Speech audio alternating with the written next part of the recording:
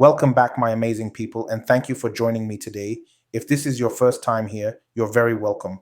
This is the channel where we speak the truth boldly, where we put the spotlight on the real issues affecting everyday Nigerians, and where we refuse to stay silent while our country bleeds. Today's story is another heartbreaking reminder of the reality we live in, and it is one that should trouble every single one of us who still believes in the possibility of a better Nigeria.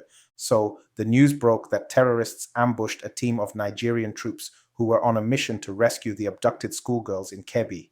Many soldiers were injured, and the entire operation was thrown into chaos. Just sit with that for a second. Our soldiers, men who left their families, their children, who swore an oath to defend the same nation some politicians casually destroy, are being ambushed by terrorists who continue to operate freely across the country like they own the land. It is painful, it is shameful, and it is unacceptable. Let's rewind a bit. Schoolgirls, children, were kidnapped again in Kebbi, again.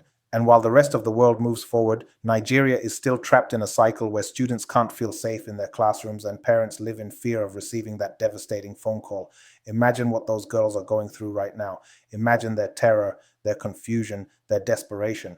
They did not choose this life. They simply went to school hoping to learn and instead found themselves at the mercy of demons who have turned kidnapping into a booming industry. And then think about the soldiers who rushed in to rescue them. These are ordinary Nigerians like you and me, young men, most in their 20s, some even teenagers, who carry rifles that are often inferior to the weapons used by the terrorists. They ride in old trucks, outdated equipment, and yet they fight with heart because they believe this country can still be saved. These soldiers deserve better. Their courage should not be repaid with neglect, poor intelligence, or a government that reacts only after tragedy strikes. Now let's talk honestly. How did terrorists become so comfortable that they could set up an ambush for the Nigerian army? How did the intelligence fail? How did the enemy know the movement of our troops? How is it that the terrorists appear to have more coordination, more information, and more mobility than our own security forces? This is not just a security failure, it is a national disgrace. But here is the deeper issue. This incident shines a harsh light on the state of governance in Nigeria. Terrorism has become an industry. Banditry has become a business model. Kidnapping has become a daily headline. And instead of a coordinated, strategic national response, we get empty speeches, hollow condemnations, and photo sessions with foreign diplomats. Meanwhile, innocent Nigerians are paying with their lives. This is not just a Kebbi story. It's a Nigerian story. The same thing has happened in Kaduna, Borno, Zamfara, Plateau, Niger, Benue, and even the outskirts of Abuja. The terrorists have become emboldened because the system that should crush them is weak, compromised, or uninterested. And the truth is simple. Until Nigerians begin to demand accountability as a collective force, this cycle will not stop.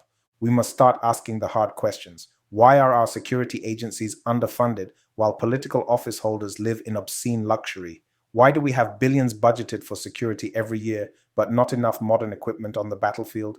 Why do terrorists move in large numbers without resistance? Why are our borders still porous? Why do we continue recycling leaders who have no fresh ideas, no competence, and no empathy?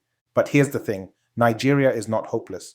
We must never accept hopelessness, no matter the darkness around us. We have seen what happens when citizens rise with one voice, when young people get politically conscious, when communities refuse to be silent. Change is not magic, it is intentional, and the power of the people, when fully awakened, can shake any government. What happened in Kebbi is another wake-up call. We must defend our schools. We must demand technology-backed security. We must insist on intelligence reform. We must push for leaders who value human life.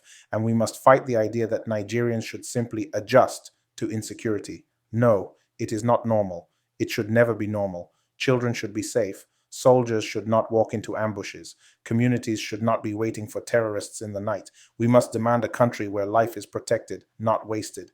My people, the anger we feel right now should not end with this video. It should transform into civic responsibility, into political awareness, into demanding better leadership at every level, into stopping the recycling of old failed politicians, into supporting leaders with competence, empathy, and integrity, into organizing, educating, and mobilizing. As we pray for the injured soldiers and hope for the safe rescue of the Kebbi schoolgirls, let us also pray for ourselves, that we find the courage to make Nigeria better. Because the truth is, nobody is coming to save us. This is our fight, this is our country, and the future is in our hands. If you're still watching, thank you. Please like this video, Drop your honest thoughts in the comments section. Share this widely so more people hear this truth. And don't forget to subscribe for more bold, fearless, and truth-centered content.